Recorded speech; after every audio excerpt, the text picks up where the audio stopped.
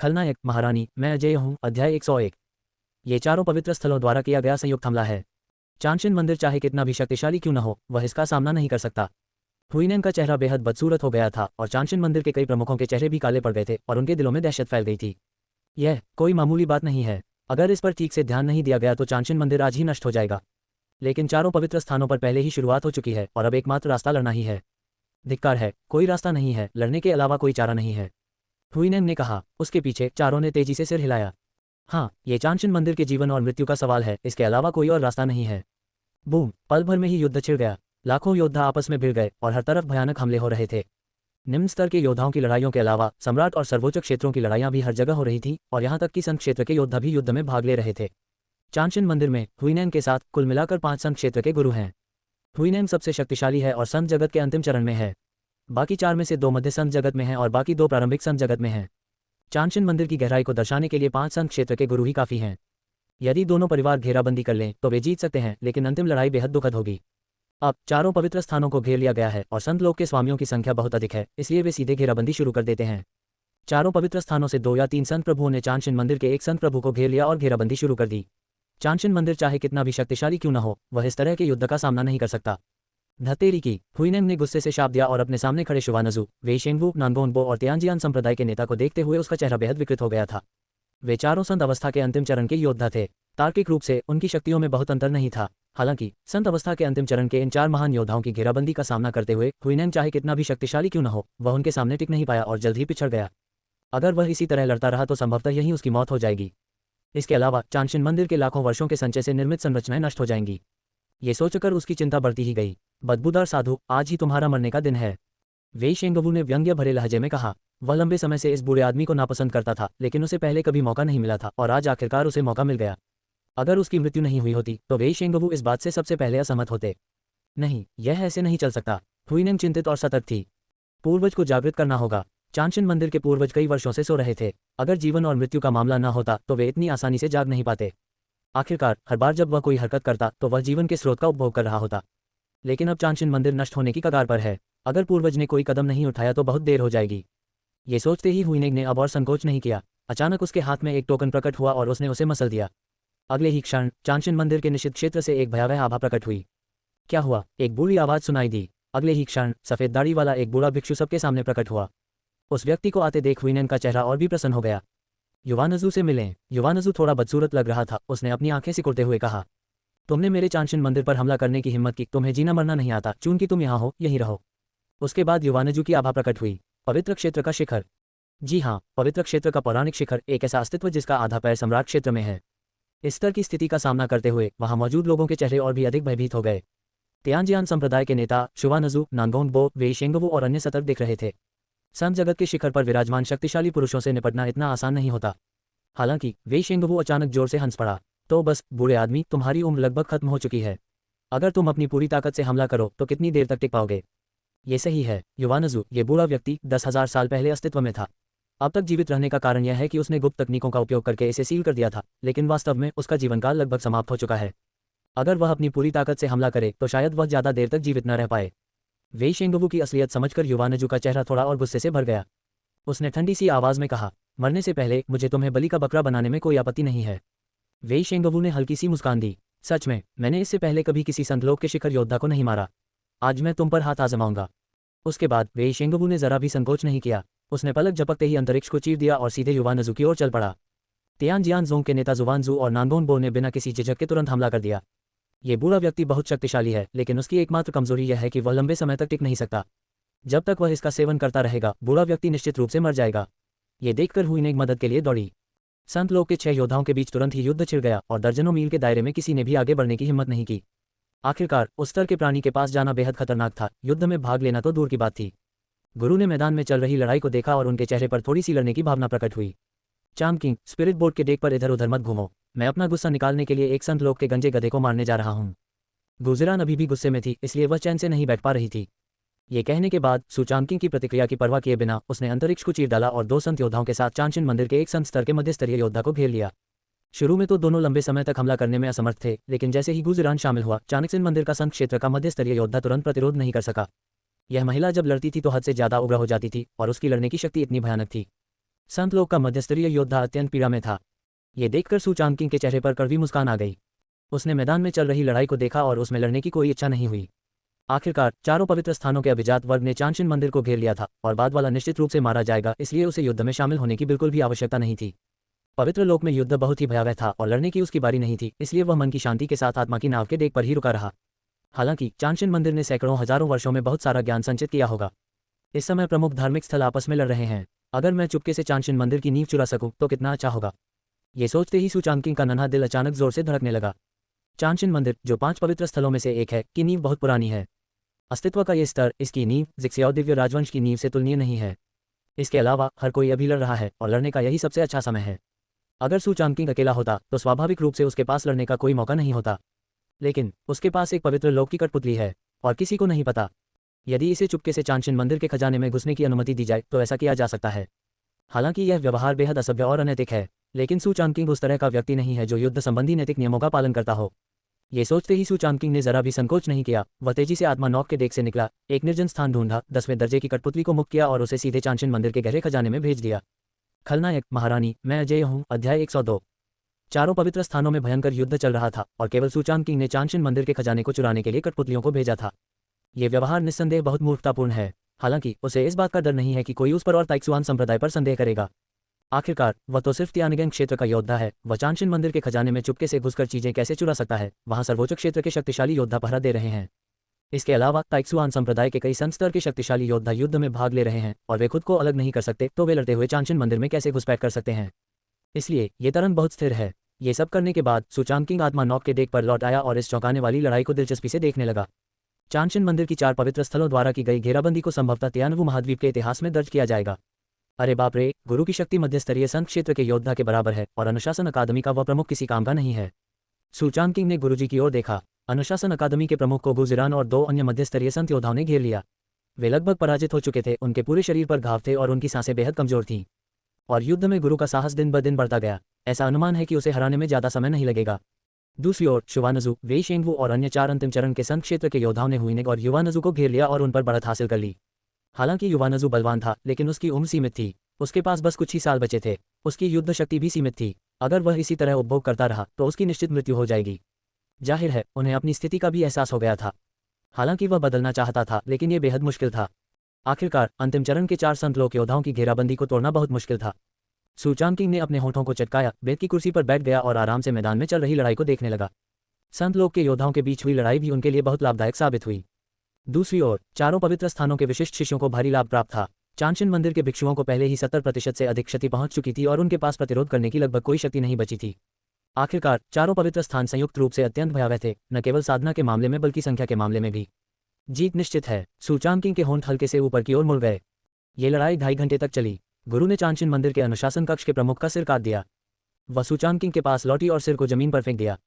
यह अच्छा लग रहा है, गुरु ने हल्के स्वर में कहा। उसने अपने चेहरे से खून पोंछा, अपना नहीं बल्कि उस बूढ़े भिक्षु का। अपने सामने खड़े उस खूंखार गुरु को देखकर सु चांगकिंग थोड़ा आश्चर्यचकित हुए बिना नहीं रह सका। मुझे उम्मीद नहीं थी कि गुरु का पूर्ण बल से किया गया हमला इतना भयानक होगा। वह मुस्कुराया और आगे आकर बोला, मध्यम स्तर के संत योद्धा को मारने के लिए आपके गुरु को बधाई। उनकी दिव्य शक्ति परिपूर्ण है और वे दुनिया भर में भयभीत हैं। सु चांगकिंग की चापलूसी के बावजूद गुजिरान के चेहरे पर कोई भाव नहीं बदला, लेकिन वह मन ही मन बहुत खुश थी। ये दुष्ट शिष्य अपनी बड़ाई करने में काफी माहिर है। उसके बोलने का कौशल वाकई अद्भुत है। उसे चाटना आता है। दूसरी ओर हुइनेंग और टिक नहीं सका। वह पहले ही 4 लोगों के हमले में गंभीर रूप से घायल हो चुका था और अब वह और भी ज्यादा थक चुका था। वेई शेंगवू ने मौके का फायदा उठाते हुए चाकू से वार किया और सीधे प्रतिद्वंद्वी के शरीर को भेद दिया। संत जगत के एक शक्तिशाली व्यक्ति का निधन हो गया। आकाश और धरती से खून की बारिश हुई और एक उदासी छा गई। चांशिन मंदिर के भिक्षु, जिनका मनोबल पहले से ही कम था, इस क्षण अपना सारा साहस खो बैठे। मठाधीश की मृत्यु हो गई है। चारों महान गुरु युद्ध में शहीद हो गए। अब संत लोक का एकमात्र बचा हुआ शक्तिशाली व्यक्ति वह बूढ़ा पूर्वज है जो अपने जीवन के अंतिम पड़ाव पर है। कितने उदास हैं, धिक्कार है, तुम लोग सचमुच मरने के लायक हो, युआनजू ने ठंडे स्वर में कहा। उसके सामने संत लोक के 4 दिवंगत योद्धाओं ने उसे घेर लिया था और उनकी आभा ने उसे पहले ही कसकर जकड़ लिया था, इसलिए वह बिल्कुल भी भाग नहीं सकता था। छोड़ो इसे, इस मामले में मरने से पहले मैं कुछ लोगों को अपने साथ नीचे खींच लूंगा। आवाज बंद होते ही युआनजू का पूरा शरीर गति से भर गया और उसकी भयावह आभा ने तुरंत वहां मौजूद सभी लोगों को अपनी चपेट में ले लिया। हिस, ये संत लोक के शिखर की युद्ध शक्ति है। ये बूढ़ा व्यक्ति वाकई काफी शक्तिशाली है, लेकिन ज्यादा से ज्यादा ये केवल 1.25 घंटे तक ही टिक सकता है। वेई शेंगवू ने व्यंग्य किया। हालांकि उसके मन में तिरस्कार का भाव था, लेकिन वह अपने हाथों में लापरवाही करने का साहस नहीं रखता था। आखिरकार ये संत लोक के शिखर पर पहुंचे शक्तिशाली व्यक्ति की मृत्यु से पहले उसकी शक्ति का अंतिम विस्फोट था। तियानजियान संप्रदाय के नेता जुवानजू और नानगोनबो मूर्ख नहीं थे। वे जानते थे कि दूसरा पक्ष अपनी शक्ति के अंत पर था और कुछ लोगों को अपने साथ नीचे खींचना चाहता था। इसलिए कई लोगों ने बिना किसी झिझक के पतंग उड़ाने की रणनीति अपना ली। उन चारों ने बारी बारी से अलग अलग दिशाओं से हमला किया, एक दूसरे को गुस्सा दिलाया और फिर जल्दी से भाग गए। इसका मुख्य उद्देश्य एक दूसरे को चिढ़ाना था। ये तरकीब भी बहुत कारगर साबित हुई। इस तरह के आक्रामक आक्रमण का सामना करते हुए युवानजू ने सीधे रक्षापंक्ति को भेज दिया। धिक्कार है, धिक्कार है। युवानजू बेहद क्रोधित थी। समय तेजी से बीत गया और 1.5 घंटे बाद युवानजू की आभा काफी कमजोर हो गई और पवित्र क्षेत्र के शिखर की शक्ति अब कायम नहीं रह सकी। उसके मुंह के कोने से खून की एक बूंद बह निकली। अपने सामने खड़े चारों लोगों को देखते हुए युवानजू ने दांत भींचे। उसकी आंखों में क्रूरता की एक झलक दिखाई दी और उसने मन ही मन एक निर्णय लिया। इस स्थिति में चलो हम साथ साथ मरते हैं। पल भर में युवानजू की आभा और भी अधिक भयावह हो गई और जबरदस्त गति उत्पन्न होने लगी। नहीं, ये बूढ़ा आदमी खुद को ही नष्ट कर लेगा। वेई शेंगवू ने अचानक अपनी आंखें चौड़ी कर ली। उसकी आंखों में थोड़ा डर झलक रहा था। पवित्र क्षेत्र में एक शीर्ष योद्धा के आत्मविनाश से उत्पन्न ऊर्जा कम नहीं होती है। उसे खुद भी डर है कि वह इसे सहन नहीं कर पाएगा। तियानजियान संप्रदाय के नेता जुवानजू और नानगोनबो ने भी ये दृश्य देखा और तुरंत तेज गति से भाग गए। हालांकि युवानजू के विस्फोट की गति बहुत तेज थी। धमाका! कुछ ही क्षणों में सैकड़ों मील के दायरे में फैले क्षेत्र पर हमला हो गया। सौभाग्यवश सू चांगकिंग आत्मा नॉक के डेक पर काफी दूर था और स्वामी द्वारा सुरक्षित था, इसलिए कोई प्रभाव नहीं पड़ा। लेकिन कुछ अन्य योद्धा दयनीय स्थिति में थे। युद्ध के मैदान में चारों पवित्र स्थानों के कई योद्धा भयानक विस्फोट में कुचल गए और यहाँ तक कि सर्वोच्च और सम्राट क्षेत्रों के कुछ योद्धा भी मारे गए। सौभाग्यवश वेई शेंगवू, तियानजियान संप्रदाय के नेता जुवानजू और नानगोनबो को गंभीर चोटें नहीं आईं। लेकिन उस बूढ़े व्यक्ति के आत्मविस्फोट के परिणाम बहुत भयावह थे और वे चारों भी गंभीर रूप से घायल हो गए थे। धिक्कार है उस बूढ़े पर, मरने के बाद भी वह चुप नहीं बैठा है, आत्मविस्फोट से खेल रहा है। धिक्कार है उस पर। वेई शेंगवू ने गाली देते हुए अपने शरीर से धूल झाड़ी, जोर से सांस ली और उसके मुंह के कोने से खून की एक बूंद बह निकली। उस बूढ़े व्यक्ति के आत्मविस्फोट की शक्ति कम नहीं थी। अगर वे जल्दी से भाग नहीं जाते तो मुझे डर है कि चोटें और भी गंभीर हो सकती थीं। तियानजियान संप्रदाय के नेता जुवानजू और नानगोनबो की हालत भी खराब थी। सौभाग्यवश उस बूढ़े व्यक्ति की मृत्यु हो गई। वर्तमान चांशिन मंदिर में पवित्र क्षेत्र के सभी शक्तिशाली पुरुष युद्ध में मारे गए और केवल 10 भिक्षुओं में से एक ही जीवित बचा। हालांकि वे अभी भी प्रतिरोध कर रहे हैं, लेकिन वे चारों पवित्र स्थानों के श्रेष्ठ भिक्षुओं का मुकाबला नहीं कर सकते। नीचे चल रहे युद्ध को देखकर वेई शेंगवू ने भौहें चढ़ाकर चिल्लाते हुए कहा, धिक्कार है चांशिन मंदिर के उन भिक्षुओं पर, उनमें से किसी को भी जीवित मत छोड़ो। वेई शेंगवू के बोलने के बाद वुजी दानव संप्रदाय के शिष्यों ने और भी अधिक मेहनत करना शुरू कर दिया। संप्रदाय के गुरु ने बोल दिया है, चलो शुरू करते हैं। उस बूढ़े आदमी से निपटने के बाद वे चारों अपनी चोटों से उबरने के लिए वहीं रुक गए। 15 मिनट बाद लड़ाई की आवाज बंद हो गई। चांशिन मंदिर पूरी तरह से नष्ट हो गया था। खलनायक महारानी, मैं अजय हूँ। अध्याय 103। इस युद्ध में चांशिन मंदिर के सभी 5 संत योद्धा मारे गए और कोई भी बच नहीं पाया। जहां तक 4 प्रमुख पवित्र स्थलों की बात है, नानगोन परिवार के एक संत योद्धा की मृत्यु को छोड़कर अन्य किसी को कोई बड़ा नुकसान नहीं हुआ। आखिरकार चारों प्रमुख पवित्र स्थानों ने मिलकर काम किया और संत लोग के कई योद्धा थे, इसलिए ये स्वाभाविक था कि कई योद्धा एक दूसरे से लड़ें। ये कहना गलत नहीं होगा कि नानगोन परिवार का संत योद्धा भी दुर्भाग्यशाली था। उसकी मृत्यु से पहले चांशिन मंदिर के धर्म अकादमी के प्रमुख ने उसके खिलाफ साजिश रची थी और वे दोनों एक साथ मारे गए। जब नानगोनबो को इस बारे में पता चला तो उसका चेहरा उदास हो गया। आखिरकार संत क्षेत्र के योद्धा का नुकसान नानगोन परिवार के लिए निश्चित रूप से एक बड़ी घटना थी। हालांकि कोई गंभीर चोट नहीं आई, फिर भी यह एक भारी क्षति थी। सौभाग्यवश चांशिन मंदिर ने इसे हटा दिया। 5 प्रमुख पवित्र स्थलों में से एक होने के नाते चांशिन मंदिर की नींव बहुत गहरी है। कुछ समय बाद चारों प्रमुख पवित्र स्थलों के शीर्ष नेता एकत्रित हुए। 20 से अधिक संत क्षेत्र के योद्धाओं के साथ साथ प्रतिभाशाली युवा पीढ़ी के लोग भी शामिल थे, जिनमें सू चांगकिंग भी शामिल थे। सभी को नमस्कार। मेरे नानगोन परिवार के दूसरे सबसे बड़े सदस्य युद्ध में शहीद हो गए और हमने एक संत योद्धा को खो दिया। चांशिन मंदिर के खजाने के बंटवारे के लिए मेरे नानगोन परिवार को अधिक हिस्सा मिलना चाहिए। नानगोनबो ने कहा। बाकी लोगों ने यह सुना और किसी ने भी इसका खंडन नहीं किया। यहाँ तक कि वेई शेंगवू, जो हमेशा गुस्सैल स्वभाव के थे, उन्होंने भी शायद ही कभी इनकार किया हो। आखिरकार संत लोग के योद्धा की मृत्यु कोई छोटी बात नहीं है। नानगोन परिवार द्वारा अधिक मुआवजे की मांग करना सामान्य बात है। कैसा रहेगा अगर चांशिन मंदिर के लाभों का वितरण इस प्रकार हो कि नानगोन परिवार को 40% मिले और मेरे ताइशुआन संप्रदाय, तियानजियान संप्रदाय और वुजी दानव संप्रदाय को 20% मिले? कैसा रहेगा? मोमिंग ने कहा। इस बार ताइक्सुआन संप्रदाय को ज्यादा नुकसान नहीं हुआ। संत स्तर की युद्ध शक्ति में कोई कमी नहीं आई। केवल सर्वोच्च स्तर के प्रारंभिक चरण में 2 वरिष्ठों की मृत्यु हुई और कुलीन शिष्यों को ज्यादा नुकसान नहीं हुआ, क्योंकि आने से पहले सू चांगकिंग ने बहुत सारी कठपुतलियां बनाई और उन्हें शिष्यों के एक समूह को सौंप दिया। इसलिए केवल युद्ध शक्ति के मामले में ताइक्सुआन संप्रदाय के शिष्यों के पास सहायता के लिए कठपुतलियां थीं, इसलिए स्वाभाविक रूप से नुकसान बहुत ज्यादा नहीं हुआ। मुझे कोई आपत्ति नहीं है। मुझे भी कोई आपत्ति नहीं है। वेई शेंगवू और तियानजियान संप्रदाय के नेता ने एक के बाद एक बात कही। ये सुनकर नानगोनबो ने राहत की सांस ली। उसका चेहरा और भी लाल हो गया और उसे काफी आराम महसूस हुआ। हालांकि इस बार नानगोन परिवार को भारी नुकसान उठाना पड़ा, लेकिन चांशिन मंदिर के सैकड़ों हजारों वर्षों के संचय का 40% हिस्सा इस नुकसान की भरपाई के लिए पर्याप्त है और इससे थोड़ा मुनाफा भी हो सकता है। जब तक पर्याप्त संसाधन उपलब्ध हैं, नानगोन परिवार और अधिक संत योद्धाओं को तैयार कर सकता है। इसमें बस समय लगता है। तो फिर चलिए पहले चांशिन मंदिर के खजाने में चलते हैं। नानगोंगबो थोड़ा अधीर था। ये सुनकर सबने सहमति में सिर हिलाया। कुछ ही देर में लोगों का एक समूह चांशिन मंदिर के खजाने की ओर चल पड़ा। सूचांग किंग चुपचाप गुरु के पीछे पीछे चल रहा था। हालांकि उसके चेहरे पर कोई बदलाव नहीं दिख रहा था, लेकिन वह बहुत खुश था। मुझे आश्चर्य है कि चांशिन मंदिर के खजाने को खोलते समय उनके चेहरे पर क्या भाव होंगे, विशेष रूप से नानगोंगबो। ये बहुत ही रोमांचक होगा। दुष्ट शिष्य, तुम किस बात से खुश हो? सूचांग किंग को अचानक अपने कान में गुजिरान की आवाज़ सुनाई दी। सूचांग किंग अचंभित रह गया और जल्दी से मुस्कुराते हुए बोला, बेशक, मैं गुरुजी के साथ रहकर खुश हूँ। गुजिरान, ओह। हालांकि ऊपरी तौर पर जवाब शांत लग रहा था, लेकिन अनजाने में उसके होठों के कोने थोड़े ऊपर उठ गए। ये दुष्ट शिष्य तो बस बकवास करता है। जब सभी लोग खजाने के घर के दरवाजे पर पहुंचे तो उन्होंने पाया कि खजाना घर पूरी तरह से खुला और खाली था। क्या चल रहा है? सबके मन में एक स्पष्ट अशुभ आशंका थी। नानगोंगबो तो उससे भी कहीं अधिक ऐसा था। वह 40% संसाधनों की परवाह क्यों नहीं करेगा? बिना किसी झिझक के नानगोंगबो बाहर निकला और खजाने के घर में प्रवेश कर गया। बाकी लोग भी जल्दी से उनके पीछे पीछे चल दिए। अगले ही पल अपने सामने सब कुछ देखकर सभी के चेहरे अविश्वास से भर गए। अरे यार, खजाना कहाँ है? ज़ेनहॉट टेम्पल के संसाधन कहाँ हैं? नानगोंगबो ढहने ही वाला था। उसके सामने मौजूद खजाने में एक बाल तक नहीं था। सैकड़ों हजारों वर्षों में संचित संसाधनों की तो बात ही छोड़िए। वह खाली और एकदम शांत था, मानो उसे लूट लिया गया हो। उफ, क्या इसे किसी ने लूट लिया होगा? मोमिंग ने अविश्वास से कहा। धिक्कार है, लड़ाई के दौरान कौन चुपके से यहाँ घुस आया और खजाने को लूट लिया?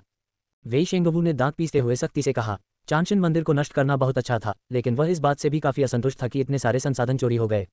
ये तो कतई बेतुका है। ऐसा करने की हिम्मत किसमें होती है? तियानजियान संप्रदाय के नेता के चेहरे पर क्रोध का एक अंश स्पष्ट रूप से दिखाई दिया, विशेषकर नानगोंगबो, जिसने गुस्से से अपने दांत पीस लिए। नानगोंग परिवार ने न केवल एक संत योद्धा को खोया, बल्कि अब उनके पास कोई संसाधन भी नहीं बचा है। इस यात्रा को पत्नी और सेना दोनों के लिए नुकसान कहा जा सकता है। क्या ऐसा हो सकता है कि चांशिन मंदिर के बचे हुए योद्धाओं ने खजाना चुरा लिया हो और भाग गए हों? मोमिंग ने कहा। ये सुनकर सब सोचने लगे। सबसे पहले तो चांशिन मंदिर के खजाने की रक्षा 2 सर्वोच्च योद्धा कर रहे हैं और यहाँ किसी भी लड़ाई का कोई निशान नहीं है। या तो आगे बढ़ो, खजाना चुराने वाला व्यक्ति या तो संत क्षेत्र का योद्धा था या चांशिन मंदिर का कोई व्यक्ति था। दूसरे, चारों पवित्र स्थानों से यहाँ आए सभी संत क्षेत्र के योद्धाओं ने युद्ध में भाग लिया था, इसलिए उनके लिए यहाँ आकर खजाने से सामान चुराना असंभव था। इसका मतलब यह है कि खजाने से संसाधन चुराने वाला व्यक्ति संभवतः चांशिन मंदिर का भिक्षु है। ये सोचते ही मानो सभी को सच्चाई का पता चल गया और वे अचानक जाग उठे। धिक्कार है, यह जरूर चांशिन मंदिर का बदबूदार भिक्षु ही होगा जिसने संसाधन चुराए और वापसी की योजना बना रहा है। वेई शेंगवू ने सख्ती से कहा। यह हास्यास्पद है। युद्ध जल्द ही शुरू होगा। वे लोग ज्यादा दूर नहीं गए होंगे। अभी भी उनका पीछा करने का समय है। नानगोंगबो ने अपनी आंखें सिकोड़ते हुए कहा। हाँ, अभी उनका पीछा करो। तियानजियान संप्रदाय के नेता और मोमिंग ने एक साथ सिर हिलाया और बोले। बिना किसी झिझक के संत लोग के योद्धाओं का एक समूह तुरंत खजाने से निकल गया और अपने शिष्यों को खोज शुरू करने का आदेश दिया और वे संत लोग के योद्धा भी खोज में जुट गए।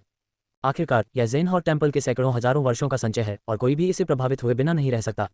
मोमिंग, जुवानजू, टाइफेंग और गुशीरान भी खोज में निकल पड़े और सूचांकिंग ने उन्हें बिल्कुल भी नहीं रोका। आखिरकार अगर सभी लोग ज़ेनहॉट टेम्पल की खोज में जाते हैं और अगर ताइजुवान संप्रदाय नहीं जाता है तो इससे आसानी से अन्य 3 पवित्र स्थानों से संदेह उत्पन्न हो जाएगा। इसलिए सूचांकिंग ने इस मामले पर चुप्पी साधे रखी और इसका जिक्र तक नहीं किया। कम से कम फिलहाल तो वह ये बात कह नहीं सकता था। सूचांकिंग अकेले ही आत्मा नॉक के डेक पर लौट आया। कुछ ही देर बाद अचानक उसके सामने एक आकृति प्रकट हुई। इस आकृति को देखकर सूचांकिंग मुस्कुरा उठा। क्या ये हो गया? सूचांकिंग खड़ी हुई और उसने पूछा। झाड़ू लगाने वाले भिक्षु की कठपुतली ने आदरपूर्वक सिर हिलाया और फिर अपने शरीर से सैकड़ों अंतरिक्ष वलय निकाले और उन्हें जमीन पर बिखेर दिया। यह ज़ेनहॉट टेम्पल के सैकड़ों हजारों वर्षों के संसाधनों का संचय है। अपने सामने मौजूद सैकड़ों अंतरिक्ष वलयों को देखकर सूचांकिंग मुस्कुराए बिना नहीं रह सका। इन सैकड़ों छल्लों में चांशिन मंदिर की लाखों वर्षों की विरासत समाहित है, जो बेहद भयावह है। सूचांकिंग की आध्यात्मिक चेतना ने पहाड़ों की तरह ढेर सारे अंतरिक्ष वलयों को भेद दिया और वे सभी अच्छी चीजें थीं। इतना ही नहीं, स्वीपिंग मून पपेट बेहद भरोसेमंद था। चांशिन मंदिर के साधना संसाधनों के अलावा मार्शल आर्ट को भी नहीं बख्शा गया और उन सभी को पैक करके वापस लाया गया। डिंग, मेजबान को चांशिन मंदिर को सफलतापूर्वक नष्ट करने और एक अज्ञात उपहार पैकेज प्राप्त करने के लिए बधाई। उपहार पैकेज बहुत बड़ा है, आपके जितना बड़ा। क्या आप इसे प्राप्त करना चाहते हैं? खलनायक, मास्टर फॉरबिडन एम्प्रेस, मैं जय हूँ। अध्याय 104। भाई तोंगजी की आवाज़ सुनकर सूचांकिंग मुस्कुरा उठा। अज्ञात उपहार पैकेज? क्या वह अपने जितना ही बड़ा है? धिक्कार है, सूचांकिंग को अपने बारे में स्पष्ट समझ है। वह बहुत बड़ा है, इसलिए उपहार पैकेज के अंदर की सामग्री काफ़ी भयावह होनी चाहिए। बिना किसी झिझक के सूचांकिंग ने अपने मन में पुकारा। उसे ले लो। अगले ही पल भाई टोंगजी की आवाज़ आई। मेजबान शेननोंग डिंग, अमर स्तर को बधाई। मेजबान को बधाई हो एक सुपर टेलीपोर्टेशन ताबीज सम्राट स्तर प्राप्त करने के लिए। मेजबान को सम्राट युआन तलवार अमर स्तर प्राप्त करने पर बधाई। मेजबान को बधाई हो, उन्हें प्राप्त हुआ जुवान हुआंग क्यूई एक धुंध। मेजबान को बधाई हो दहुआंग जेल स्वर्ग उंगली शाही स्तर प्राप्त करने के लिए। मेजबान को डोंगहुआंग बेल अमर स्तर प्राप्त करने पर बधाई। उद्धरण चिन्ह अल्पिराम अल्पिराम अल्पिराम अल्पिराम अल्पिराम अल्पिराम उद्धरण चिन्ह। उद्धरण चिन्ह अल्पिराम अल्पिराम उद्धरण चिन्ह। भाई तोंगजी की आवाज़ लगातार उसके कानों में गूंज रही थी। सम्राट और अमर स्तर के सभी प्रकार के खजाने एक के बाद एक प्रकट होने लगे। सूचांकिंग खुशी से बेहोश होने जैसा महसूस कर रहा था। अपने सामने मौजूद खजाने की घनी आबादी को देखकर उसका दिल धड़कने से खुद को रोक नहीं पाया। वाह, भाई टोंगजी तो कमाल का है, सू चांगकिंग ने उत्साह से कहा। ये अनमोल वस्तुएं साधारण नहीं हैं। शेनोंग बिंग, सहज खजाना, सभी चीजों को पिघलाना, आध्यात्मिक औषधि का विकास करना। शेनोंग बिंग एक अमर स्तर की कलाकृति है जो अत्यंत मूल्यवान है और रसायन शास्त्रियों के लिए ये स्वर्ग से प्राप्त उपहार है। ये कड़ाही न केवल रसायन विद्या की सफलता दर को बढ़ा सकती है, बल्कि इससे भी महत्वपूर्ण बात यह है कि यह प्राकृतिक खजानों को भी विकसित कर सकती है। साधारण जड़ी बूटियों को महज कुछ दिनों में 100 साल पुरानी आध्यात्मिक औषधि में बदला जा सकता है और इसमें समय की तकनीक शामिल है। सुपर टेलीपोर्टेशन ताबीज, असीमित दूरी, यादृच्छिक टेलीपोर्टेशन। हालांकि इस टेलीपोर्टेशन ताबीज में घातकता कम है, फिर भी यह योद्धाओं के लिए एक बेहद जीवन रक्षक वस्तु है। सम्राट युआन तलवार, एक अमर स्तर की तलवार। तलवार निकलते ही दुनिया स्तब्ध रह गई। तलवार में अत्यंत भयानक शाही आभा समाहित है। हालांकि सू चांगकिंग अभी सम्राट युआन तलवार की पूरी शक्ति का प्रयोग नहीं कर सकता, लेकिन अमर हथियार को धारण किए हुए सू चांगकिंग की शक्ति का अतिरिक्त लाभ काफी भयावह है। इसे कम से कम 2 गुना से अधिक बढ़ाया जा सकता है। जुआन हुआंगची, एक रहस्यमय श्वास जो संसार के प्रथम द्वार खुलने पर अव्यवस्थित आभा के विभेदन से उत्पन्न हुई थी, जिसमें ब्रह्मांड की मूल शक्ति समाहित थी। यदि शुआन हुआंगची को परिष्कृत किया जाए तो यह न केवल साधना को अत्यधिक बेहतर बना सकता है, बल्कि शारीरिक शक्ति, प्रतिभा और आध्यात्मिक चेतना को भी अत्यंत उन्नत कर सकता है, और इसका कोई दुष्प्रभाव नहीं है। इसे अद्वितीय कहा जा सकता है और यह एक सर्वोच्च खजाना है। दाहुआन कारागार स्वर्ग उंगली, सम्राट स्तरीय उंगली का प्रयोग, एक उंगली से समस्त लोग नष्ट हो जाते हैं। हालांकि यह सम्राट स्तर की मार्शल आर्ट है, लेकिन इससे निकलने वाली शक्ति पौराणिक अमर स्तर की मार्शल आर्ट से कम नहीं है। यह मार्शल आर्ट अत्यंत ही असाधारण है। बेशक अभ्यास करने में आने वाली कठिनाई कम नहीं है। हालांकि सू चांगकिंग जैसे व्यक्ति के लिए, जिसकी समझने की क्षमता पूरी तरह से विकसित है, ये स्वाभाविक रूप से उतना मुश्किल नहीं है। डोंगहुआन घंटी, जन्मजात गुण, आक्रमण और बचाव एक साथ, मुख्य रूप से मारना और बचाव करना। परिष्करण के बाद यह न केवल दुश्मनों से बचाव कर सकता है और लोगों को मार सकता है, बल्कि पूरे शरीर की रक्षा भी कर सकता है और इसे सुरक्षा के लिए इस्तेमाल कर सकता है, जो बेहद भयावह है।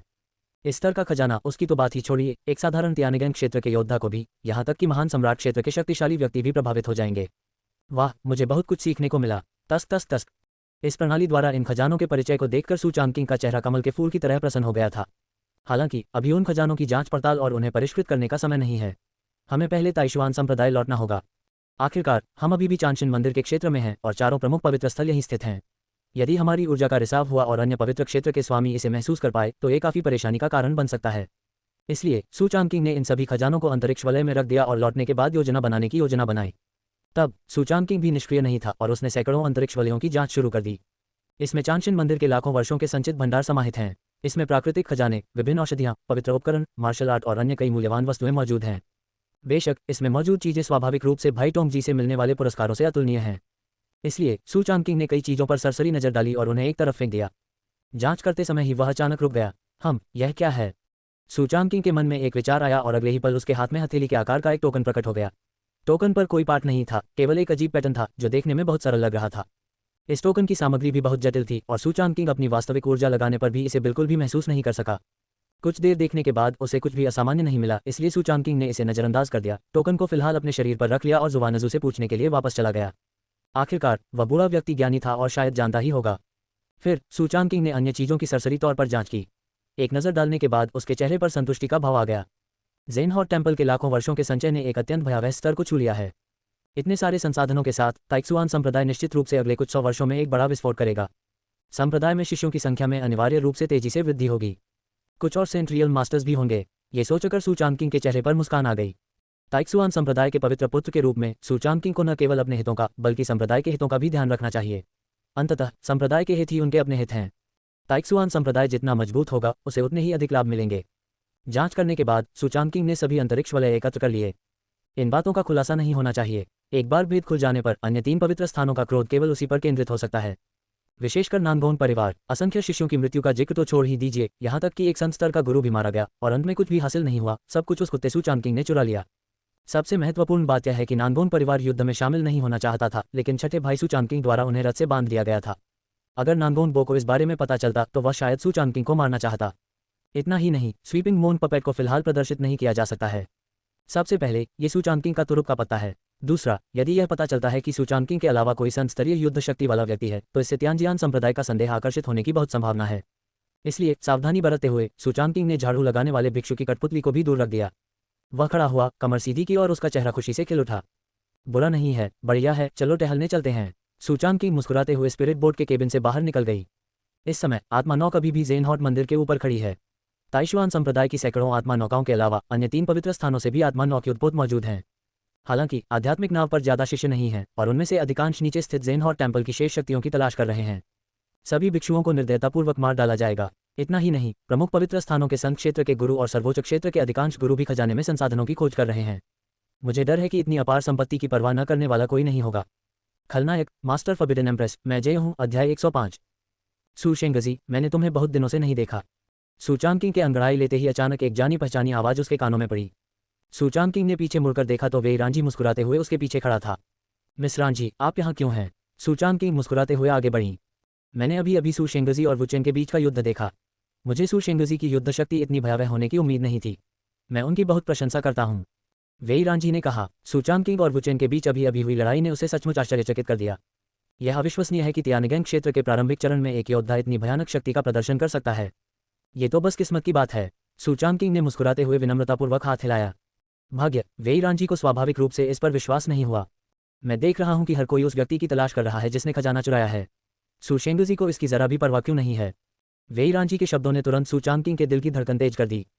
खोज लिया गया? बिल्कुल नहीं, लेकिन ये केवल एक क्षण के लिए था और सू चांगकिंग के चेहरे पर कोई खामी नहीं दिखी। एक संत लोक विशेषज्ञ खोज कर रहा है, इसलिए अगर मैं जाऊं तो शायद मैं ज्यादा मदद नहीं कर पाऊंगा। वेई रांझी ने सिर हिलाकर कहा। बिल्कुल सही। उसने इस बात को दिल पर नहीं लिया। उसने ये सवाल बस यूं ही पूछ लिया था। एक स्त्री की अंतरात्मा ने उसे यह आभास कराया कि यह मामला सू चांगकिंग से जुड़ा हुआ है, लेकिन उसने इस बारे में दोबारा सोचा और उसे लगा कि ऐसा होने की संभावना कम है। आखिरकार जब लड़ाई शुरू हुई तो सू चांगकिंग आत्मा नौक के डेक पर था और वेई रांझी की निगाहें हमेशा उस पर टिकी हुई थीं। इसके अलावा सू चांगकिंग में चुपके से अंदर घुसने की ताकत नहीं थी। रात में विशेषज्ञों का एक समूह वापस आया। पूरे दिन की खोजबीन के बाद भी कोई लाभ नहीं हुआ। हजारों मील के दायरे में फैले क्षेत्र की पूरी तरह से छानबीन की गई, लेकिन कुछ भी नहीं मिला। यह अविश्वसनीय था। धिक्कार है, किस कमीने ने संसाधन चुराए? उसे धिक्कार है। वेई शेंगवू बड़बड़ाते हुए आया। उसका चेहरा असंतोष से भरा हुआ था। पूरे दिन खोजबीन करने के बाद भी कुछ न मिलने पर वह इतना क्रोधित हुआ कि उसने चांशिन मंदिर के सैकड़ों भिक्षुओं की हत्या कर दी। सू चांगकिंग, लानत है, तुम गाली क्यों दे रहे हो? धत्तेरी की। वेई शेंगवू के पीछे नानगोंगबो का चेहरा और भी बदसूरत था। दिन भर काम करने के बाद भी उसे कुछ हासिल नहीं हुआ और उसने व्यर्थ ही एक संघ क्षेत्र के वरिष्ठ सदस्य को खो दिया। यह एक बड़ा नुकसान था। जब उसने इस बारे में सोचा तो उसे खून की उल्टी करने जैसा महसूस हुआ। हालांकि तियानजियान संप्रदाय के नेता और मोमिंग ने कुछ नहीं कहा, लेकिन उनके चेहरे पर चिंता के भाव थे। ठीक है, धीरे धीरे चांशिन मंदिर के खजाने के निशान खोजो। हालांकि चांशिन मंदिर नष्ट हो गया था, लेकिन बुद्ध लोक एक विशाल ऊपरी क्षेत्र है जिसमें बहुत सारे संसाधन और विशाल भूभाग है। इसे आपस में बांट लेना बेहतर होगा, तियानजियान संप्रदाय के नेता ने कहा। हालांकि चांशिन मंदिर द्वारा लाखों वर्षों में संचित नींव अभी तक नहीं मिली है, फिर भी बुद्ध क्षेत्र 5 उच्चतर लोकों में से एक है जिसका विशाल क्षेत्र और समृद्ध संसाधन है। इसका विभाजन न केवल प्रभाव क्षेत्र का विस्तार कर सकता है, बल्कि कुछ नुकसानों की भरपाई भी कर सकता है। ये सुनकर सभी ने सहमति में सिर हिलाया। फिर चारों पवित्र स्थानों ने मिलकर क्षेत्र का बंटवारा शुरू कर दिया। नानगोन परिवार को सबसे अधिक नुकसान हुआ, क्योंकि बुद्ध क्षेत्र का 40% हिस्सा उनके द्वारा छीन लिया गया था। शेष 60% भाग को अन्य 3 पवित्र स्थलों के बीच समान रूप से विभाजित किया गया था। चर्चा के बाद इसमें कोई समस्या नहीं पाई गई। आखिरकार नानगोन परिवार वास्तव में बहुत दयनीय स्थिति में था। कुछ घंटों बाद क्षेत्र का बंटवारा हो गया और नानगोनबो का चेहरा बेहतर दिखने लगा और उसमें थोड़ा सुधार भी आया। अगले दिन चांशिन मंदिर नष्ट हो चुका था और बुद्ध क्षेत्र का विभाजन हो चुका था। चारों पवित्र स्थान अपने अपने क्षेत्रों को वापस पाने के लिए तैयार थे। सू चांगकिंग भी आत्मा की नाव से वापस लौट आया। रास्ते में शुवानजू को चांशिन मंदिर के संसाधनों को न प्राप्त करने का अफसोस हुआ। यदि वह संसाधनों का 20% भी प्राप्त कर लेता तो ताइशुआन संप्रदाय के लिए यह बहुत बड़ा सौभाग्य होता। समय बहुत जल्दी बीत गया। जब चारों पवित्र स्थानों की आध्यात्मिक नौकाएं चांशिन मंदिर से रवाना हुई तो चांशिन मंदिर के विनाश की खबर सुनामी की तरह तियानवु महाद्वीप में फैल गई। असंख्य योद्धा स्तब्ध रह गए और उनकी आंखों में अविश्वास झलक रहा था। ये कैसे संभव है? 5 पवित्र स्थलों में से एक चांशिन मंदिर नष्ट हो गया। हे भगवान, चारों पवित्र स्थानों ने चांशिन मंदिर को घेर लिया है। धिक्कार है, चांशिन मंदिर नष्ट हो गया और तियानवु महाद्वीप बदलने वाला है। ऐसा कहा जाता है कि चांशिन मंदिर स्वयं मृत्यु को आमंत्रित कर रहा है। इसने न केवल वुजी दानव संप्रदाय और ताइशुआन संप्रदाय को नाराज किया, बल्कि तियानजियान संप्रदाय की पवित्र स्तर की आध्यात्मिक नसों को भी चुरा लिया। मैंने अपने दूसरे चाचा के चचेरे भाई से सुना कि इस युद्ध में चांशिन मंदिर ने 5 संत स्तरीय शक्तिशाली योद्धाओं को खो दिया। युद्ध इतना भयंकर था कि आकाश में अंधेरा छा गया था और सूर्य और चंद्रमा उल्टे दिखाई दे रहे थे। ये भयावह था। फुफकार, कितनी कोमल! उद्धरण चिन्ह dot dot dot dot dot dot dot उद्धरण चिन्ह। चांशिन मंदिर के विध्वंस की खबर के साथ ही एक और खबर भी सामने आई। यानी चांशिन मंदिर का सैकड़ों हजारों वर्षों का संचय एक अज्ञात स्थान पर चला गया है और यहाँ तक कि चारों पवित्र स्थल भी नहीं मिले हैं। इस खबर के फैलने से अनगिनत योद्धा आगे बढ़ने के लिए उत्सुक हो गए। यह एक विशाल पवित्र भूमि का संग्रह है। इसे प्राप्त करना संभव है। कम से कम इससे लाखों वर्षों के चक्करों से बचा जा सकेगा। न केवल वह स्वयं यात्रा कर सकेगा, बल्कि पूरा परिवार भी यात्रा कर सकेगा। इसलिए अनगिनत योद्धा चांशिन मंदिर के खजाने के बारे में सुराग खोजने के लिए बेतहाशा जुट गए। जिन भी भिक्षुओं से उनका सामना हुआ, चाहे वे किसी भी मंदिर से आए हों, उन सभी को अनगिनत योद्धाओं द्वारा प्रताड़ित किया गया। कुछ समय के लिए पूरे तियानवु महाद्वीप के मंदिरों में सभी भिक्षु काम रहे थे और इन सब की शुरुआत करने वाला सूचान किंग ताइक्सुआन संप्रदाय में लौट आया है। इस लड़ाई में ताइक्सुआन संप्रदाय को मामूली नुकसान हुआ। संत लोग के किसी भी योद्धा को कोई नुकसान नहीं हुआ, केवल तिशान को युद्ध में मामूली चोट आई, लेकिन ये कोई गंभीर चोट नहीं थी और वह 10.5 दिनों में ठीक हो जाएगा। गुरु के संदर्भ में ये युद्ध विश्व भर में प्रसिद्ध कहा जा सकता है। प्रारंभिक संत लोग के योद्धा की युद्ध शक्ति ने एक ऐसे संत लोग के योद्धा को पराजित किया जो सामान्य प्रवृत्ति के विरुद्ध था और उनकी युद्ध शक्ति चरम सीमा पर थी। और सूचान किंग द्वारा दी गई कठपुतली जैसी सुरक्षा के कारण संप्रदाय के शिष्यों को ज्यादा चोट नहीं आई। ताइक्सुआन संप्रदाय हॉल मोमिंग पहले स्थान पर बैठे, उनके बाद जुवानजू, सूचान किंग, गुजिरान और ताइशान थे। ताइक्सुआन संप्रदाय में 4 महान संत क्षेत्र के गुरु और संत सोन सूचान किंग 5 सबसे शक्तिशाली व्यक्ति हैं। यद्यपि इस युद्ध से हमारे ताइशुआन संप्रदाय को बहुत अधिक लाभ नहीं हुआ, लेकिन अन्य पवित्र स्थानों की तुलना में हमारी हानि सबसे कम थी और हमें चांशिन मंदिर से काफी क्षेत्र प्राप्त हुआ। कुल मिलाकर यह एक छोटा सा लाभ ही था। मोमिंग ने मुस्कुराते हुए कहा। उन्हें उम्मीद नहीं थी कि यह लड़ाई इस तरह समाप्त होगी। ताइक्सुआन संप्रदाय को थोड़ा लाभ हुआ, त्यांजियान संप्रदाय और वूजी दानव संप्रदाय को भी कोई नुकसान नहीं हुआ, केवल नानगोन परिवार को भारी नुकसान उठाना पड़ा। हालांकि ये सब सूचान किंग द्वारा योजनाबद्ध किया गया था। ये भयावह था कि त्यानगेंग क्षेत्र के एक साधारण योद्धा ने दुनिया में हलचल मचा दी और एक पवित्र स्थान को नष्ट कर दिया। अगर यह बात फैल गई तो मुझे डर है कि पूरा त्यानवु महाद्वीप सदमे में आ जाएगा। धिक्कार है, मुझे नहीं पता कि किस कमीने ने चांशिन मंदिर के संसाधन चुराए, वरना हमारे ताइशुआन संप्रदाय ने खूब पैसा कमाया होता। जुवानजू ने कुछ पछतावे के साथ शाप दिया। बिल्कुल सही, ये बहुत घृणित है। अगर मैंने उसे पकड़ लिया तो मैं निश्चित रूप से उसकी खाल जिंदा ही उतार दूंगा। तिशान ने भी सहमति में सिर हिलाया। सूचान किंग, अहम, जुवानजू, टिफिंग मास्टर, मुझे मत डांटो। शुवानजू, बकवास, मैंने चांशिन मंदिर के संसाधन चुराने वाले चोर को डांटा था। मैंने तुम्हें कब डांटा? ऐसी और कहानियों के लिए हमारे चैनल पर बने रहें और लाइक, सब्सक्राइब तथा कमेंट करना न भूलें।